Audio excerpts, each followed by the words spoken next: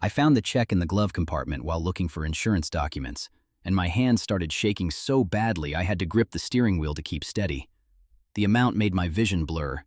$240,000, written in Marcus's precise handwriting, dated 3 weeks ago, made out to someone named Devin Hayes. Below the amount, in the memo line, 5 words that would destroy everything. For our son's medical bills. I was parked in my driveway in Westchester, the sun hitting the windshield just right so I could read every cruel detail, and I remember thinking that the world shouldn't keep turning when yours has just stopped. But that's where this all started. Not with that check, but months before, in a life that felt so solid I could have sworn nothing would ever crack it. Marcus and I had been married for 12 years. 12 years of Tuesday night dinners, of inside jokes that nobody else understood, of him bringing me coffee in bed on Saturday mornings even though I never asked. He was a financial advisor, successful, the kind of man who wore his competence like a tailored suit, who could quote market trends the way other people quoted movies. We lived in a 3-bedroom colonial in the suburbs, the kind of house that shows up in real estate magazines, with a renovated kitchen and original hardwood floors that Marcus had spent 6 months perfecting. The man was obsessive about details. He researched everything before making a move. What paint brand to use, which contractor to hire, which stock to buy. That's what I loved about him, that meticulous attention to the way things should be. Or, at least, that's what I thought I loved. Our mornings had a rhythm. I'd wake to the smell of fresh coffee. He always set the timer the night before. And Marcus would already be showered and dressed, scrolling through financial news on his iPad, while the kitchen filled with steam from his mug. I worked as a project manager for a pharmaceutical company, which meant my mornings were usually a scramble. But Marcus never minded waiting for me. He'd pack my lunch sometimes, always with a handwritten note tucked under the sandwich. Little things. You've got this. I'm proud of you. Dinner at Marcello's on Friday? They seemed like the notes of a man who was paying attention, who cared about the small gestures. I kept them in a drawer in my desk at work. I'd read them when I felt overwhelmed. The house was quiet in a way that felt safe. We didn't have kids. We'd tried for a few years, then stopped, and never quite talked about why we'd stopped. It seemed easier to let it fade, to focus on the career, the renovations, the vacations to places like Charleston and Savannah, where we'd rent cottages and read books and drink wine on porches. To anyone looking in, we were the couple that had it figured out. My mother used to say, "You and Marcus, you're so lucky, so solid." I'd smile and agree, and somewhere in my chest a small voice would whisper that something didn't quite fit, but I'd drown it out with another sip of wine. 3 months before I found the check, things started to feel strange. Nothing dramatic, just small shifts, like furniture rearranged in a room you know by heart. Marcus started taking calls in his study with the door closed. He'd been doing that for years, of course, but now he'd close it even when I was home, even when it was evening and we should have been watching TV together. He began traveling more for work. 1 week in Boston, 2 weeks in Philadelphia, sudden trips that would pop up on the calendar. He'd tell me at breakfast, and by evening he'd be on a plane. The trips felt urgent in a way that didn't quite match his usual client meetings. When I asked about them, he'd wave his hand in that dismissive way he had. Just some portfolio reviews, nothing exciting. But his jaw would tighten when he said it, a small tell that I'd learned to recognize over the years. Then there was the phone. Marcus had always been protective of his phone, not in a paranoid way, but the way successful men are about their work. But now he carried it differently, kept it face down on the table, picked it up at odd hours, and walked into another room. Once, I reached over to show him something on my phone, and he jerked his away like I'd burned him. "Sorry, reflex," he said, but his eyes wouldn't meet mine. I told myself I was being paranoid, that 12 years of marriage had earned me better instincts than this. But the unease settled into my chest anyway, the kind of feeling you can't quite shake even when you try to rationalize it away. The first real warning sign came on a Tuesday, or maybe it was a Wednesday. Time blurs when you're learning that your life is a lie. I was folding laundry in our bedroom, moving through the methodical motions that usually soothed me, when I found something in Marcus's pants pocket. A receipt from a hotel in Manhattan, the Plaza. A room for 2, charged to his credit card, dated for a night when he told me he was in Philadelphia for a client dinner. My heart did something strange in my chest. Not a flutter, but a drop. Like the moment you miss a step going downstairs. I stared at the receipt for what felt like hours, but was probably only minutes. My first thought wasn't anger, it was confusion. Marcus hated the plaza. He thought it was gauche, overpriced, the kind of place tourists went. He'd said that to me at least twice, once when my college roommate wanted to stay there for her birthday weekend, and he'd steered us toward a boutique hotel in Soho instead. I didn't confront him that night. Instead, I did what I'm ashamed to admit I did. I started checking things. His credit card statements, which I could access through the joint account portal. His calendar, which synced to our shared family calendar but sometimes showed different events when I clicked into his phone. I was careful not to leave traces, careful not to ask questions that would make him suspicious. For 3 weeks, I gathered evidence like a detective in my own marriage, and with each new discovery, the ground beneath my feet got softer. The hotel visits were frequent, every 2 weeks, always different hotels, always Manhattan, always a night when he had a meeting or a client event. There were restaurant charges at places I'd never heard of, charged to his card late at night. There were text messages I glimpsed when he left his phone on the counter, fragments of conversations with someone named D, conversations that contained inside jokes and plans. But it was the check that broke everything open. That check in the glove compartment with another man's name and the words, "Our son," written in Marcus's hand. That check, which meant that somewhere in this city there was a child with Marcus's blood, and I was the last to know. The check that meant every Tuesday night dinner was a lie. Every handwritten note in my lunchbox was a lie. Every whispered, "I love you," in the dark was built on the foundation of a secret so massive it made the walls of our house feel like they were closing in. I sat in my attorney's office on a Thursday morning with a manila folder containing everything I'd gathered, and David Brenner, a thin, sharp-eyed divorce lawyer with silver temples, spread the documents across his mahogany desk like a prosecutor preparing for trial. The check, the hotel receipts, the credit card statements, the text messages I'd photographed, the bank transfers to an account registered under D. Hayes. It all told the same story. Devin Hayes, a child, medical bills, a life Marcus had been funding for God knows how long, while I sat at home arranging flowers for a vase and believing my marriage was solid. "This is strong," David said, tapping the check with his pen. "Very strong. The paper trail is clean. But we need to move carefully and fast. Do you know if he's planning to transfer assets?" I shook my head. "No idea. But he's been acting strange, traveling more, meeting with his accountant. I think he knows I'm suspicious." "Then we move today," David said, reaching for his phone. "We file for separation. We freeze the joint accounts. We issue subpoenas for all his financial records. The moment he realizes you know, he'll try to hide money. We can't let that happen." 2 hours later, I was standing in the lobby of Marcus's office building in Midtown, holding an envelope from the court. My hands were steady. The trembling had stopped somewhere between the lawyer's office and the subway ride, replaced by something colder and more useful. Clarity. The kind of clarity that comes when you stop being a victim and start being a strategist. The security guard called up. Marcus came down in his charcoal suit, his face still arranged in that confident expression, and when he saw me, I watched it crack.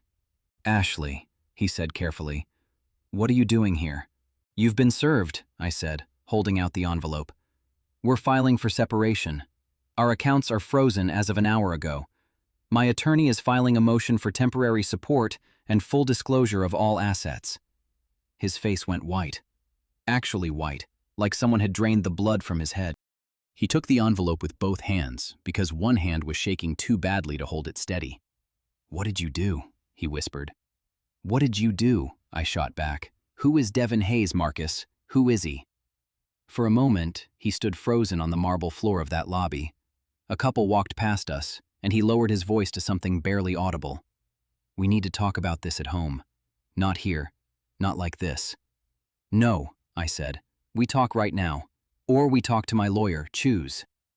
He glanced around the lobby, saw his colleague Richard exiting the elevator, the same Richard he'd gone to client dinners with, and grabbed my elbow. "Let's go outside." On the sidewalk outside his building, Marcus's composure finally shattered. The suit, the haircut, the expensive watch, all of it stayed in place, but his voice cracked when he spoke.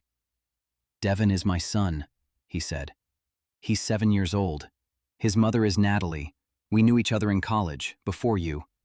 We were together for about 6 months, broke up, and I didn't know she was pregnant until 2 years ago when she called me out of nowhere." The world tilted. 7 years.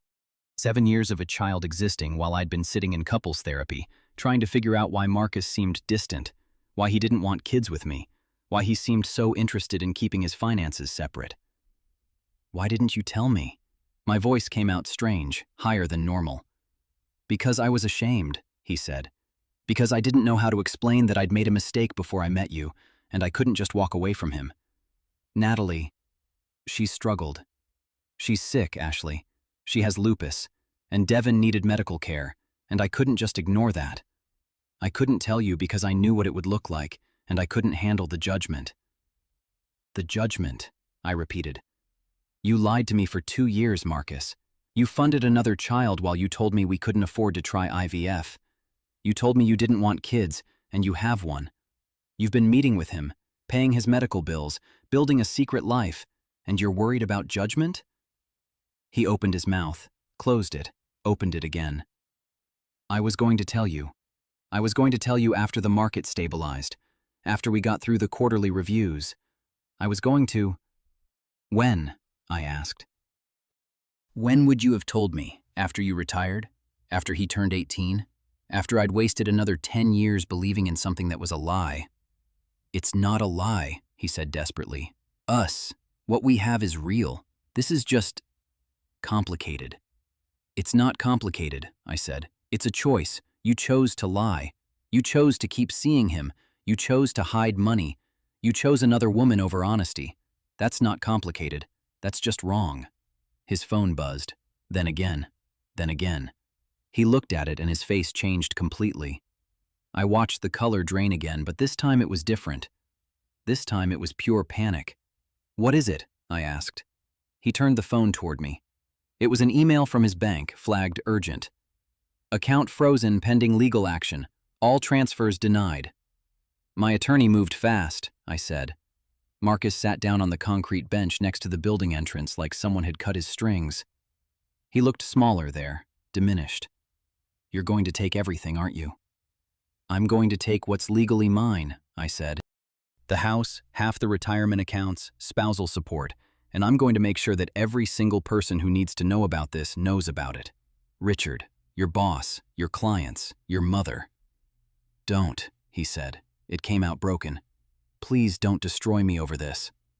I stood there for a moment, looking at this man I'd married, this man I'd built a life with, this man who'd looked me in the eye every single morning and lied. And I realized something. I didn't have to destroy him. He was already destroyed. He destroyed himself the moment he chose lies over truth, chosen moment over integrity, chosen keeping secrets over keeping vows. "I'm done," I said. "I'm done talking to you. Everything goes through my attorney from now on." I turned and walked back toward the subway. Behind me, I could hear him calling my name, but I didn't turn around. I didn't even slow down. For the first time in months, I wasn't angry. I wasn't hurt. I was just gone. Out of his life, out of his reach, out of the space where his lies could touch me. That weekend, I called my mother. I'd put it off because I knew what it would mean, knew the explosion that was coming, but I needed her to know the truth before Marcus got to spin his version. I drove out to her house in Connecticut, a modest colonial that my father had left her, where she'd been living alone for 3 years, filling rooms with book clubs and garden projects, and the kind of fierce independence that comes from losing a partner too early. She opened the door in her Saturday gardening clothes, dirt under her nails, and took one look at my face. "Come in," she said. "You look like you've been crying." "Not yet," I said, "but I probably will." We sat at her kitchen table, the same table where my father had told her he had cancer, where she'd told me about the divorce I never saw coming, and I laid it all out. The check, the 7-year-old, the secret accounts, the lies. My mother didn't say anything for a very long time. She just sat there, her hands wrapped around a coffee mug, her expression shifting from shock to something darker. "That bastard," she said finally. Her voice was quiet, which was somehow worse than if she'd yelled. "That absolute bastard. How dare he? How dare he do this to you? He says he was ashamed," I said. "He says he was going to tell me eventually." "Eventually," she repeated with such bitterness that it stung. Eventually is the word men use when they mean never, when they mean they're hoping you'll die before you find out. I'm calling Linda. Linda was her best friend, and I watched as my mother picked up the phone and called her. Watched as she told the story, heard the gasps on the other end, heard Linda say she was coming over. By Sunday evening, my mother had called her sister. By Monday morning, the story had spread through the entire social circle they inhabited, the book clubs, the charity committees, the country club set that my parents had belonged to for 30 years. Marcus's reputation didn't so much crack as shatter. His boss called him into his office on Tuesday. By Thursday, he was on administrative leave. His clients started requesting new advisors. The firm couldn't risk the liability of a man whose personal ethics were so clearly compromised. And Natalie, Devon's mother, who apparently didn't know that Marcus had been keeping their son a secret from his wife, called me in tears and told me everything. She'd had no idea he'd lied about me knowing. She'd thought he was handling it with my permission, that we'd made some kind of arrangement. She felt sick. She wanted to apologize. She wanted to help however she could. She became, unexpectedly, a crucial witness. She testified to the timeline of their relationship, to when Marcus found out about Devon, to the medical expenses, to the fact that Devon had serious complications from his lupus that required ongoing treatment. She painted a picture of a man who'd been funding his secret son for 2 years while lying to his wife about it. The judge didn't look sympathetic. The mediation took 3 sessions. By the third one, Marcus's lawyer was practically begging for terms. The settlement was clean. I got the house, 80% of the liquid assets, and spousal support for 7 years. He got visitation with Devon legally formalized, which meant he'd have to explain to his new life, because of course there would be a new life, there always was, where he went every other weekend. He got to keep his job, though it was hanging by a thread, and he got to keep his dignity, which is more than he deserved. The last time I saw him was at the mediation office when we signed the final papers. He looked aged, hollowed out. His wedding ring was gone. There was a tan line where it used to be. He signed his name on document after document, and I watched his signature get smaller and smaller, like he was disappearing into the paperwork. "For what it's worth," he said when it was over, "I never stopped loving you." I looked at him, really looked at him, and I felt nothing. No anger, no hurt, no lingering affection, just a profound emptiness where he used to be. "Love isn't what you do," I said quietly. "Love is what you choose to be honest about. You chose lies. That's not love. That's just cowardice." He flinched like I'd hit him, and maybe I had. Maybe that was the cruelest thing I could have said to him. Not that I hated him, but that I didn't hate him at all. That he'd become irrelevant. 6 months later, I was standing in my kitchen now, in my house, decorated exactly how I wanted it without anyone else's opinion, making coffee the way I actually liked it, not the way Marcus thought it should be made. The morning sun was coming through the windows at exactly the angle I'd always preferred, and I wasn't thinking about him anymore. I wasn't thinking about Natalie or Devon or the life that had been built in the shadows of mine. I was just thinking about the fact that I had a meeting with my therapist at 2, and after that, I was going to meet a friend for dinner, and after that, I was going to come home to this quiet house that was mine, and I was going to sleep through the entire night without wondering who my husband was really talking to. The phone rang. Unknown number. I almost didn't answer, but something made me. "Is this Ashley?" A man's voice, nervous. "Yes, who's this?" "My name is Michael Chen. I work in compliance at Marcus's firm. I'm not sure if this is appropriate, but I thought you should know. Marcus is under investigation. He's been moving client funds into his personal accounts for the last 8 years. It's not just about his personal life. He's been stealing from his clients.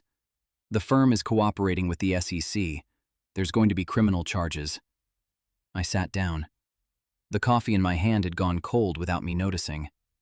How much? I asked. $3.2 million, minimum. We're still finding transfers. After I hung up, I called David Brenner. He laughed, actually laughed, when I told him. We got out just in time, he said. If you'd stayed married 6 more months, you'd have been liable for some of that. Thank God you trusted your instincts. But it wasn't instinct. It was a check in a glove compartment. It was careful attention to detail. It was the willingness to see what was right in front of me instead of looking away. The news broke in the business section of the Times 2 weeks later. Prominent financial advisor charged in multi-million-dollar fraud scheme. There was his picture, the same confident expression, now looking like the mask of a criminal. The article mentioned that he was married with a child, and I wondered if they knew about Devon. I wondered if anyone cared about that detail, or if it was just lost in the bigger story of a man who'd stolen millions and built his entire life on lies. I didn't follow the case closely. I didn't need to. I'd already learned what I needed to learn, which was that the man I'd married was a stranger, and that I was stronger than I'd known. That you can lose everything, your sense of safety, your trust in your own judgment, your belief in the person you thought you were building a life with, and still come out the other side, still be okay, still wake up in a quiet house and feel grateful instead of afraid. My mother called me on a Tuesday. It was exactly 1 year from the day I'd found the check. "How are you feeling?" she asked. "Good," I said, and I meant it. I was dating someone new, carefully, cautiously, but genuinely. I'd gotten promoted. I'd started therapy and actually finished it instead of quitting when things got uncomfortable. I'd learned to trust my instincts again. "I'm proud of you," she said. "You know that?" "I know," I said. "Your father would have been too." After we hung up, I made myself a cup of coffee, just the way I liked it, and I sat in the kitchen of my house, in the quiet morning light, and I felt something I hadn't felt in a very long time. Peace. Not happiness exactly, not yet, but peace. The kind of peace that comes from knowing exactly who you are and what you're worth, and refusing to settle for anything less.